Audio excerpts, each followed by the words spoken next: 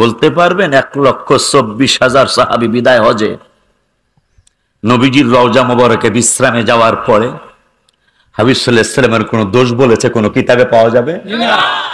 আমরা কারা?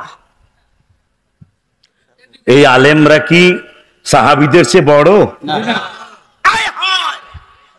মুসলিম শরীফের হাদিস, নবী সাল্লাল্লাহু আলাইহি ওয়াসাল্লাম বলেছেন সাহাবী আর আমার সাধারণ উম্মতের মধ্যে পার্থক্য আশিকি বললে তোমরা মানবে না।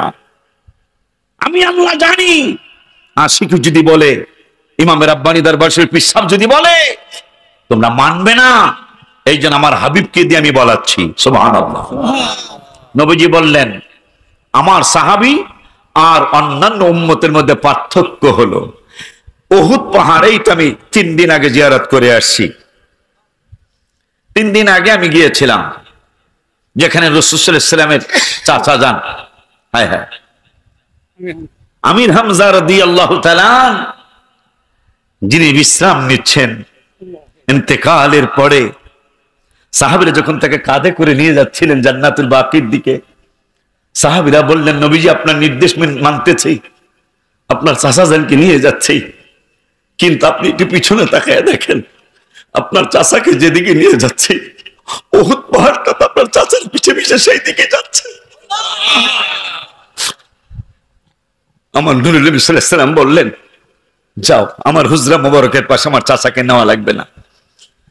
বুঝতে পেরেছি উহুদ আমাকে ভালোবাসে, আমার চাচাকেও ভালোবাসে। উহুদের পাদদেশে আমার চাচাকে রেখে দাও।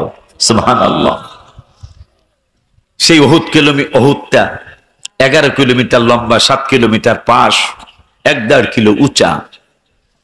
নবীজি বললেন আমার অন্যান্য উম্মতের মধ্যে আর আমার সাহাবীদের মধ্যে পার্থক্য কতটুকু? আমার অন্যান্য উম্মত, সারা বিশ্বের উম্মত উহুদ পাহাড় পরিমাণ যদি স্বর্ণ দান করে আল্লাহর রাস্তায়, মুসলিম শরীফ, উহুদ পাহাড় পরিমাণ স্বর্ণ যদি দান করে আমার সাহাবীদের 1 দিরহামের সমান হবে না। সুবহানাল্লাহকে জোরে বলা যায় না?